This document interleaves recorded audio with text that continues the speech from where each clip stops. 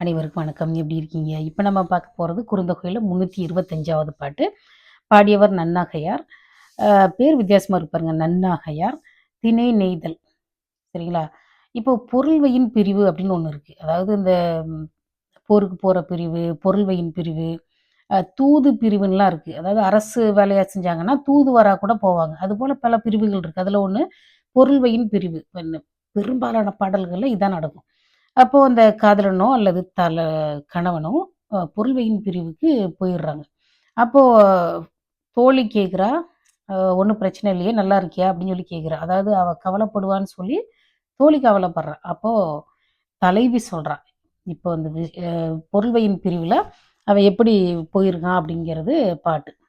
சரிங்களா? இந்த பாட்டு ரொம்ப முக்கியமான பாட்டு. ரொம்ப அழகான பாட்டு. அ "சேரும் சேரும் என்றலின் பண்டை தம் மாயச் செலவா செத்து." என்ன இதுவரைக்கும் பாருங்க. அ ஃபுல்லாவே வாசிக்கிறேன். "மருங்கு அற்று மன்னிக்கலிக என்றேனே அன்னே ஆசு ஆகு எந்தை யாண்டு உளன் கொல்லோ கருங்கால் வெண்குருகு மேயும் பெருங்குளம் ஆயிற்று என் இடைமுலை நிறைந்தே." அதாவது அ இப்போ என்ன நடந்தது அந்த வேலைக்கு போறதுக்கு முன்னாடி என்ன நடந்ததுன்னு அந்த பொண்ணு சொல்றாங்க. சேரும் சேரும் அப்படின்னா, ஒரு நான் வேலைக்கு போறேன், வேலைக்கு போறேன். சேரும் அப்படிங்கிறதோட அர்த்தம் என்னன்னா, நான் செல்வேன், செல்வோம். நான் செல்றேன், போறேன், போறேன்னு சொல்றான் வேலைக்கு.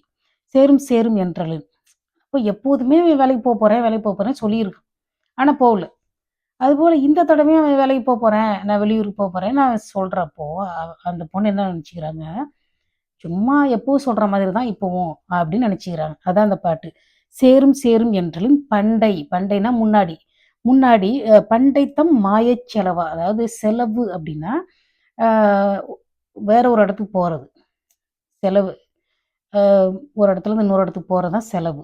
அப்போ மாயச் செலவு அப்படின்னா, சும்மானாலும் சொல்றது. நான் போறேன் போறேன்னு. அதாவது நான் அந்த இடத்துக்கு போறேன், போறேன்னு சொல்லிட்டு மாயம்னா என்ன? இல்லாம என்ன சொல்றது? அது ஒரு பொய்யான ஒரு விஷயமா அந்த பொண்ணு நெனச்சுக்குது. எப்பவும் சொல்ற மாதிரி இப்போ சொல்றான் அப்படின்னு நெனச்சுக்கிறாங்க. மாயச் செலவா செத்து. செத்துன்னா, அது போல கொண்டு. சும்மானாலும் சொல்றான் அப்படின்னு சொல்லி நெனச்சுக்கிட்டு, ஒரு வார்த்த சொல்லிர்றாங்க. மருங்கு அற்று மன்னிக்கழிக. இது ரொம்ப அந்த பொண்ணு டைரக்ட்டா அந்த பையன்ட்ட சொல்ற ஒரு வார்த்தை. சரிங்களா? மருங்குன்னா பக்கத்துல. மருங்கில்ன்னு சொல்லுவோம்ல, மருங்கு அற்று. மருங்கில் பக்கத்துல இல்லாம, மன்னிக்கழிக அப்படியே நிலை பெற்று இருங்க அப்படின்னு சொல்லிர்றாங்க. அதாவது என்னோட பக்கத்துல இருந்து பக்கத்துல இல்லாம, மருங்கு அற்று